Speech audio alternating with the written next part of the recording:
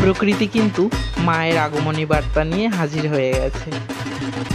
এখন বর্ষাকাল, আর কিছুদিনের অপেক্ষা শরৎকাল, মায়ের আগমনী। ঢাক কিন্তু অলরেডি বলেই দিয়েছে যে মা কিন্তু আসছে, মাকে বরণ করার জন্য সে প্রস্তুত। তো হ্যালো এভরিওয়ান, সবাই কেমন আছো? আশা করি সবাই অনেক বেশি ভালো আছো, আর তোমাদের ভালোবাসাতে আমি অনেক অনেক ভালো আছি। তো এই দেখো, মায়ের একটি ছবি আঁকতে বসেছি। এই ছবিটা আঁকার পেছনে না একটি গল্প আছে, তো গল্পটি তোমাদের সঙ্গে শেয়ার করি। যাই হোক, এই ছবিটি তোমরা অবশ্যই আমার রিলে দেখে নিয়েছো, একবার পোস্ট করেছিলাম, সবাই অনেক ভালো কমেন্ট করেছো, অনেক অসংখ্য ধন্যবাদ সবাইকে ভালো ভালো কমেন্ট করার জন্য। আর অনেকে বলেছো যে কিভাবে করেছি সম্পূর্ণ ভিডিওটা দেওয়ার জন্য। তো সম্পূর্ণ ভিডিওটা প্রথম থেকে আর কি ভিডিও করব এভাবে কাজটা শুরু করা হয়নি। তো পরবর্তীতে মনে হলো না ভিডিও করি, তারপরে আর কি ভিডিওটা করা।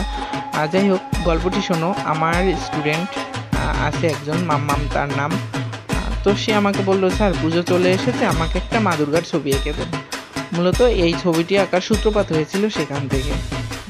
সম্ভবত এটা ওদের পাড়ার পুজোর আর কি ব্যবহার হবে পুজোতে, সম্ভবত গেঞ্জি প্রিন্ট করবে আর হচ্ছে ওই পোস্টারে দেবে, এই কারণে ছবিটি আর কি আমাকে আঁকার জন্য বলেছিল, ওর বাবাও রিকোয়েস্ট করেছিল। যাই হোক, সেইভাবে ছবিটি আঁকা শুরু করেছিলাম। এটা হচ্ছে তার পেছনের গল্প। আর ভিডিওটা কিন্তু আমাকে সেই আমার ছোট্ট ছাত্রী মাম্মাম, ক্লাস 1-এ পড়ে, সেই কিন্তু করে দিচ্ছিল।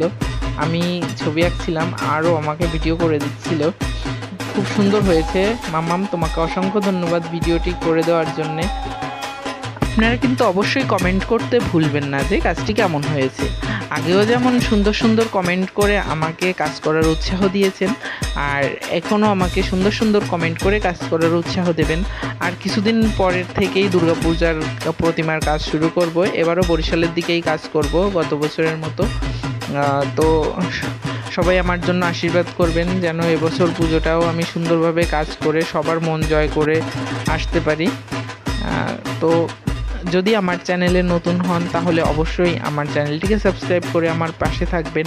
আর যদি ফেসবুক পেজ থেকে দেখেন তাহলে অবশ্যই ফেসবুক পেজটি ফলো দিয়ে আমার পাশে থাকবেন।